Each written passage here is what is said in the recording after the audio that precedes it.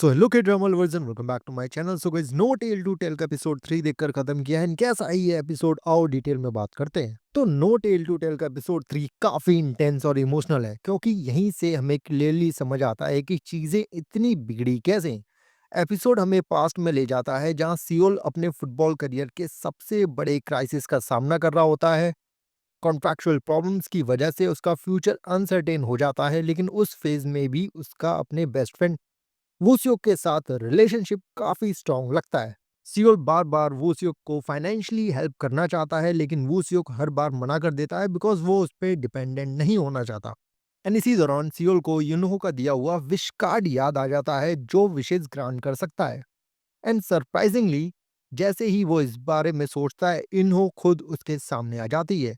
और यहीं से वूसियोक को भी पता चलता है कि इन्हो कोई नॉर्मल इंसान नहीं है, वो एक नाइन टेल फॉक्स है जो लोगों की विश पूरी करती है। एंड वूसियोक का सपना होता है कि वो प्रोफेशनली फुटबॉल खेले, एंड इसीलिए दोनों मिलकर इन्हो से ये विश मांगते हैं। लेकिन इन्हो सीधा मना कर देती है और कहती है कि ये विश उस प्राइस से काफी ज्यादा बड़ी है जो सियोल अफोर्ड कर सकता है।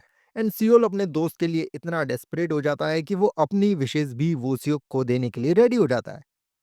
लेकिन इन्हो फिर भी रिजेक्ट कर देती है, क्योंकि ये एक गुड डीड माना जाता है। काफी इंसिस्ट करने के बाद इन्हो विश ग्रांट करने के लिए मान जाती है, लेकिन अपने तरीके से। एंड यही डिसीजन आगे जाकर सियोल के डाउनफॉल का सबसे बड़ा रीजन बनता है।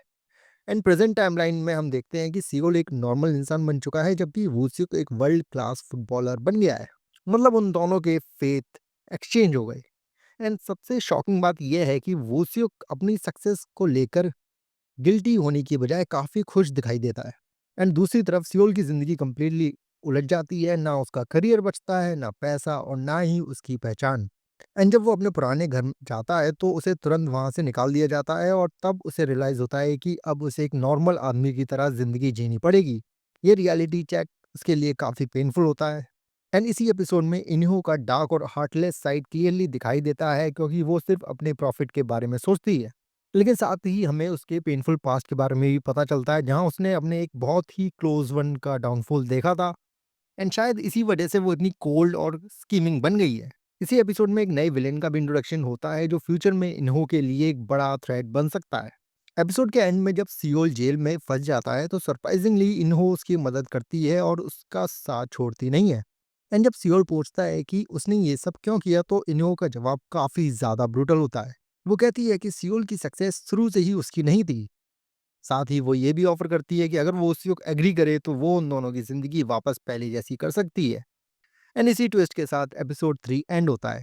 तो ओवरऑल मुझे तो एपिसोड 3 काफी ज्यादा पसंद आया, बिकॉज इस एपिसोड ने पूरी सिचुएशन को क्लियरली एक्सप्लेन कर दिया। हो भले ही मीन और सेल्फिश लग रही हो, लेकिन मुझे लगता है कि आगे चलकर उसका कैरेक्टर डेवलपमेंट काफी स्ट्रांग होने वाला है, जो इस सीरीज को और भी ज्यादा एंगेजिंग बना देगा। बाकी अगर तुम लोगों ने एपिसोड देख लिया तो मुझे कमेंट करके जरूर बताना कि तुम्हें एपिसोड कैसा लगा।